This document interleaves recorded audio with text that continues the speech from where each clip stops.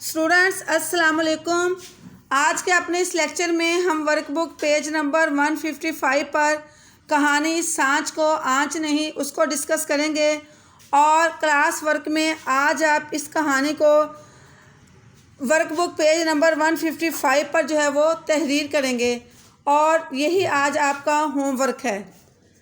हज़रत शेख अब्दुल कादिर जिलानी बचपन के ज़माने में तहसील इल्म के लिए एक काफ़िले के हमरा बगदाद रवाना हुए। चलते वक्त उनकी वालदा ने 40 दिनार आपकी कमीज़ के अंदर सी दिए और आपको नसीहत की कि बेटा हमेशा सच बोलना, खा तुम्हें कैसा ही ख़तरा क्यों ना पेश आए।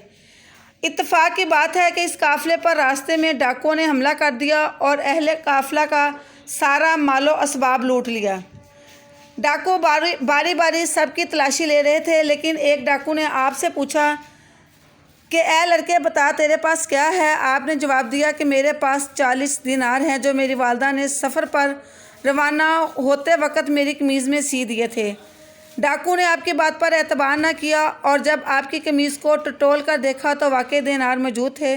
डाकू बहुत हैरान हुआ और आपको पकड़कर अपने सरदार के पास ले गया और सारा माजरा कह सुनाया। सरदार ने आपसे कहा, लड़के तूने खामखा सच बोलकर अपनी रकम क्यों गंवाई? अगर झूठ बोल देता तो किसी को शक ना होता और तुम्हारे पास इस कदर रकम मौजूद है। हज़रत शेख अब्दुल कादिर ने फरमाया कि मुझे मेरी वालदा ने सफ़र पर रवाना करते वक्त ये नसीहत की थी कि हमेशा सच बोलना। मैं झूठ बोलकर अपनी वालदा के हुक्म की खिलाफ वर्जी नहीं कर सकता था। ये जवाब सुनकर सरदार के दिल पर बेहद असर हुआ और उसने सोचा कि ये लड़का अपनी माँ का इतना फरमाबरदार है और मैं उस खुदा का इस कदर नाफरमान हूँ।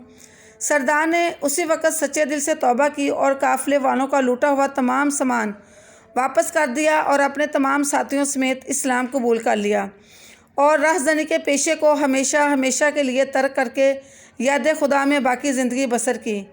तो देखा स्टूडेंट्स, इस हक़ायत से हमें यह पता चलता है कि सच्चाई में कितनी बरकत है और सच बोलने वाले को कभी भी नुकसान नहीं पहुंचता।